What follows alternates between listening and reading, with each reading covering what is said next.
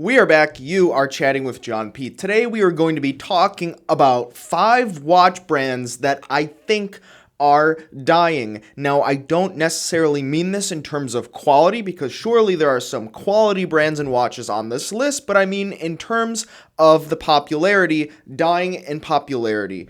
Now, watches, they fluctuate. People like this brand, people like that brand, and sometimes people stay with the brand, and sometimes people switch to other brands that they prefer a little bit more based on the models available. So, I don't mean anything negatively by this, but as a pre-owned dealer here at delraywatch.com, we noticed some things in terms of popularity, and I'd like to share that with you. Also, thank you so much for coming back for another episode. I really do appreciate it. Do not forget to like and subscribe, thumbs up, and leave comments below. YouTube's changing around their algorithm. It's kind of a crazy time for content creators like myself, Federico here, and many others out there. If you create content, you know what I'm talking about. Instagram, you can find me, The Real John P. On my wrist, I have an H. Moser Mayu in white gold. This is the smaller size. I love this thing. I think Moser is making a little bit of a gain in terms of popularity because they're coming out with cool watches like the stainless steel Moser Pioneer, which I think we're going to be getting live at delraywatch.com pretty soon. Not sure about this. I just saw this on a desk outside, so I wanted to put it in the video because double Moser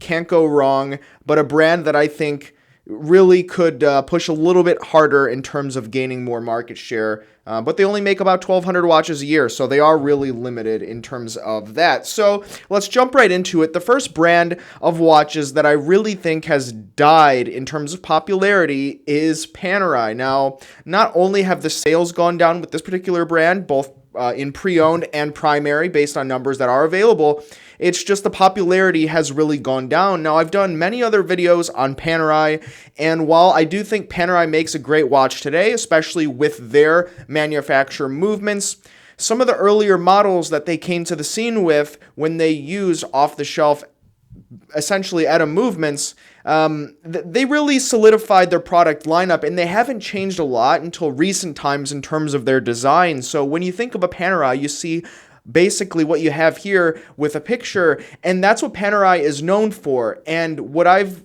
kind of noticed and what I've kind of been developing into a bit of a theory is that Panerai until recently hasn't really changed a lot, and they have an iconic design, and once you own a Panerai, you own a Panerai. Are there subtleties and differences? Sure, of course. You've got differences between the case. There's a couple different cases in terms of, you know, the submersible, the radio mirror, so on and so forth. But in terms of the dial design, it's pretty much the same, if not for a few subtle differences. And I think that a lot of the Panerai guys have moved on to other watches that are really more popular and kind of bandwagon, like Tudor, which also makes a great watch. So something I've noticed, still great watches, but the demand is unfortunately very low, and the popularity is also very low for Panerai. If you walk past their boutique, there is no one inside of it.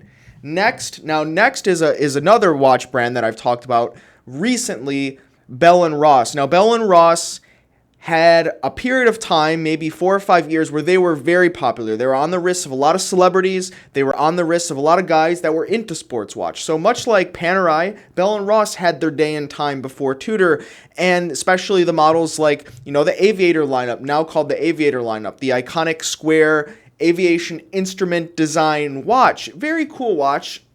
I don't hate them. I actually went through a period of time where I liked them quite a lot. I can't say I wore them very much, but they have a very cool design, larger, chunkier aviation gauge watches. Now, currently, Bell & Ross, they trade pretty low, relatively speaking, on the pre-owned market, and you can get huge discounts at them from gray market, unworn, or brand new, depending on how you look at it. But Bell & Ross recently came out or announced the BR05, which is, in my opinion, their Hail Mary, last toss, last chance pass to try to come back and become relevant again, because they are basically releasing something that would look like a Gerald Gento watch, something to compete or at least be in the same kind of design element as something like an AP Royal Oak or something with the integrated bracelet, you know, like your whole AP Nautilus-esque kind of watch. So we'll see what they do with this particular BR05, but currently Bell & Ross is very unpopular,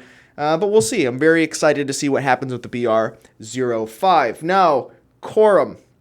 Quorum. What can I say about Quorum?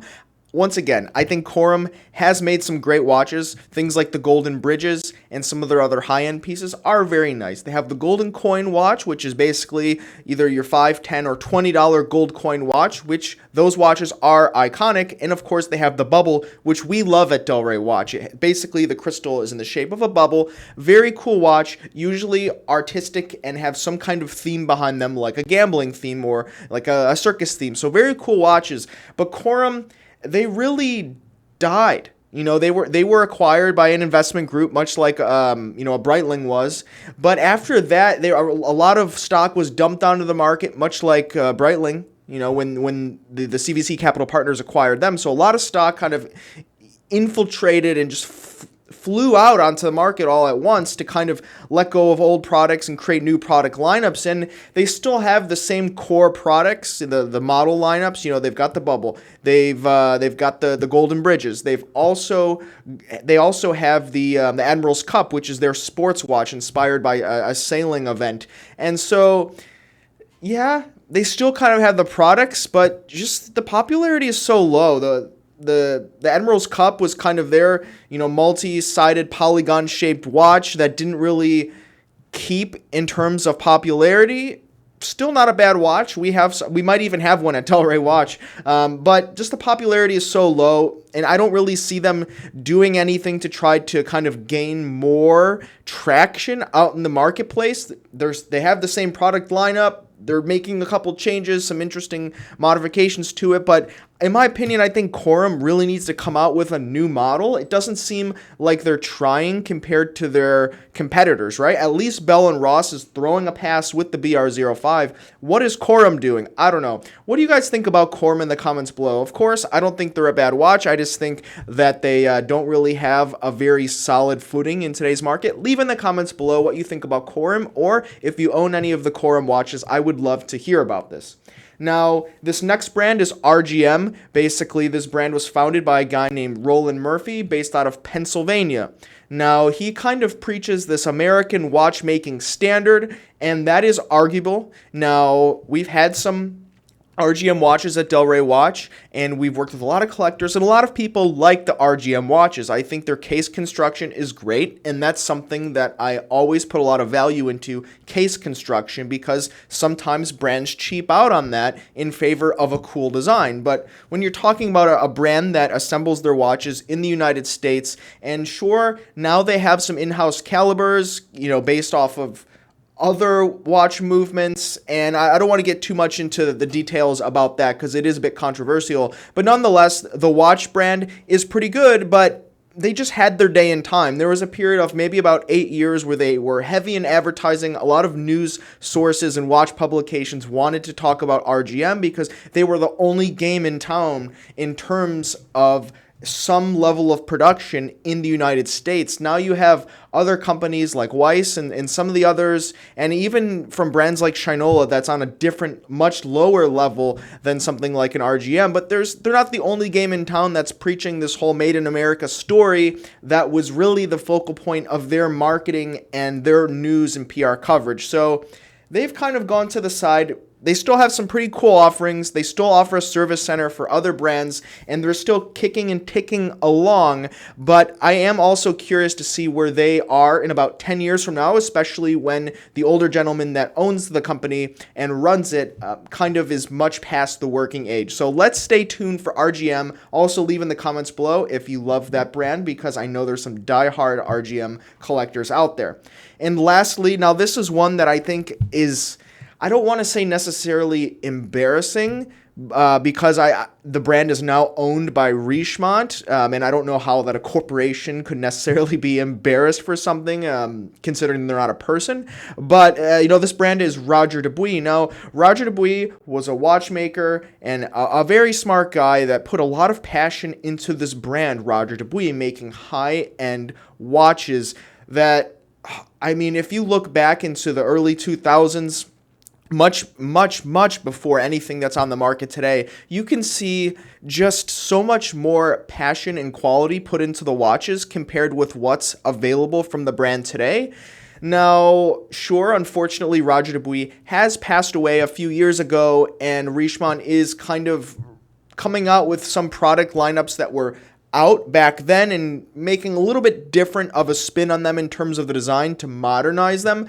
But once again, if you look back at Roger Dubuis watches from about the year 2000, they are just unbelievable. Their designs have so much depth in them. It's hard to believe that they are not multi-layered. Just, I'll put a picture here, but these watches from the Homage lineup, they have an Homage perpetual calendar, they have some Homage chronographs, they've got an Homage mono pusher, and it's much different than the Homage lineup from today, and these watches you cannot find. I think from the whole original Homage lineup, there might be one or two available on Chrono24 or eBay or the forums, and that's pretty amazing. And now these watches are almost in kind of the realm of the name your price type of scenario. But considering what those original pieces were and what the brand does today, I can certainly understand why the demand is much lower. It happens when